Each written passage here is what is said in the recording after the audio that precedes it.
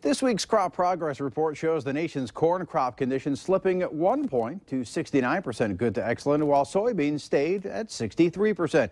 The nation's spring wheat harvest reached 53% versus the 31% average, and the crop improved 1 point to 70% good to excellent. Top producer, North Dakota, was 45% harvested versus the 26% average. Minnesota was 78% harvested compared to the 46% average, and South Dakota at 71% compared to the 66% average. In North Dakota, the spring wheat crop improved 1 point to 82% good to excellent condition. Minnesota has 80%, and South Dakota is 63% good to excellent. Nationally, the corn crop is in 69% good to excellent condition. In top producer Iowa, corn slipped 1 point to 82% good to excellent, while Illinois remained at 56%, and Indiana improved 1 point to 48%. Well, it's a record early harvest start for possibly a record large sugar beet crop this year. Mindak co-op growers started their pre-pile lifting about a week ago, and their factory is already up and running.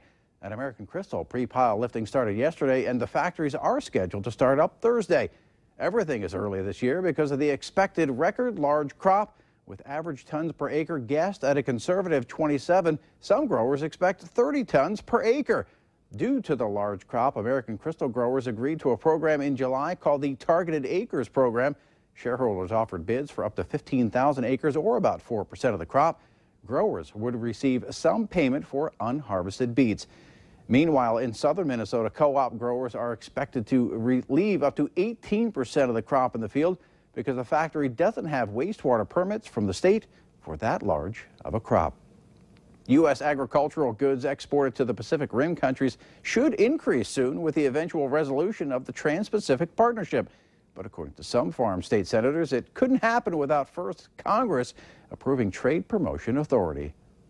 TPP is important, but it offers the potential for our farmers and ranchers to have a lot more customers. I mean, you're talking hundreds of millions of people throughout the entire Pacific Rim. The idea is we're trying to open those markets to our ag products, and that could be, very important in terms of new markets and new opportunities for both our farmers and our livestock producers. We couldn't participate in TPP, the Trans-Pacific Partnership, without passing Trade Promotion Authority. They wouldn't have let us the other members, the 12 or so countries involved, wouldn't have let us participate without TPA. Time now for Technology Tuesday, the latest technology in agriculture. Farmers using drones. Well, it doesn't sound like a natural combination, but as reporter Bart Bedsole explained, once the crops are in the ground, it's all about watching and waiting, and watching is now easier than ever. Teaching these agriculture experts was a group of professors that have never grown a thing. No. I've been a whole-time engineering my whole life. But this was a lesson that could change the face of farming. Precision agriculture, using satellite images and other tools to map out farmland, is already widespread. But using drones to do it is not.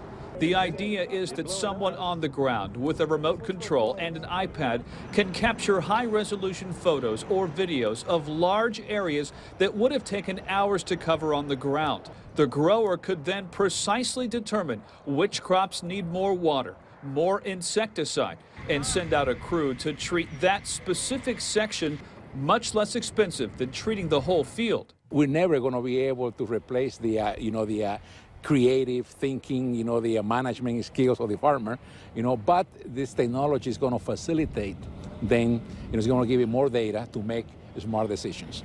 Texas A&M Corpus Christi's designation as a testing site for UAV technology provided agriculture researchers a hands-on opportunity to integrate the latest technology into one of the oldest professions, not necessarily to replace any growers, but to help them grow smarter, faster, and cheaper.